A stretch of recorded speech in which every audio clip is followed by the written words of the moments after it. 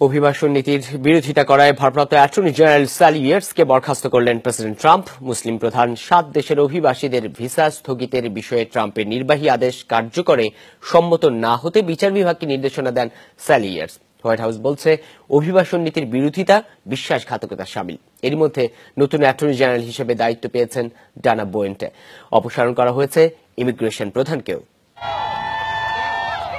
ট্রাম্পের অভিবাসন নীতির বিরোধিতা করে এবার রাজপথে নামল ডেমোক্রেট নেতারা। ওয়াশিংটন ডিসিতে সুপ্রিম কোর্টের সামনে বিক্ষোভে অংশ নেন সিনেটর বার্নি স্যান্ডার্স সহ অনেক ডেমোক্রেট কংগ্রেসম্যান।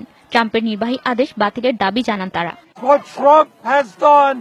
ট্রাম্প জঙ্গিবাদকে আরো উস্কে দিচ্ছেন।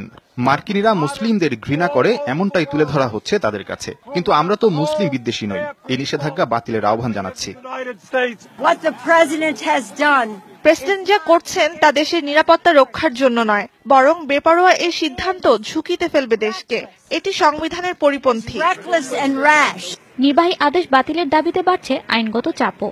এর মধ্যে 16টি রাজ্য একে অসাংবিধানিক অভিহিত করেছে।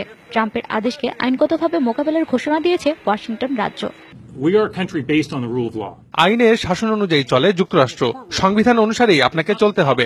আমাদের দৃষ্টিতে প্রেসিডেন্ট ট্রাম্পের নির্বাহী আদেশ সংবিধান পরিপন্থী। তবে ট্রাম্প প্রশাসন এখনো অটল নিষেধাজ্ঞা কার্যকরের সিদ্ধান্তে। নির্বাহী আদেশের পক্ষে না দাঁড়ানোয় ভারপ্রাপ্ত অ্যাটর্নি জেনারেল স্যালি ইয়াটসকে বরখাস্ত করেছেন ট্রাম্প। তাকে বিশ্বাসঘাতকতা বলে অভিহিত করেছে হোয়াইট হাউস। সরকারি কর্মকর্তা যারা প্রেসিডেন্টের আদেশ বা লক্ষ্য বুঝতে অপারগ, তাদের সরে যাওয়াই শ্রেয়। 24 ঘন্টায় যেখানে আমাদের বিমানবন্দর দিয়ে লাখো মানুষের যাওয়া আসা, সেখানে মাত্র 109 জনকে জিজ্ঞাসাবাদের জন্য আটক করা হয়েছিল, যারা সেই 7 দেশের যাদেরকে ওবামা প্রশাসনে চিহ্নিত করেছিল। এখানে সমস্যাটা কোথায়? তবে এই আদেশের বিরুদ্ধে রুখে দাঁড়ানোয় ইয়াটসের প্রশংসা করেছেন অনেক সিনেটর। বিচার বিভাগের নৈতিক এবং আইনগত দিকটি তুলে ধরেছেন স্যালি।